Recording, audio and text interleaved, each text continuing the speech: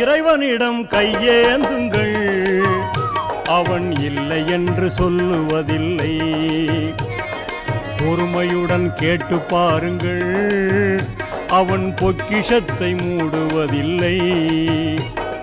இறைவனிடம் கையேந்துங்கள், அவன் இல்லை என்று சொல்லுவதில்லை.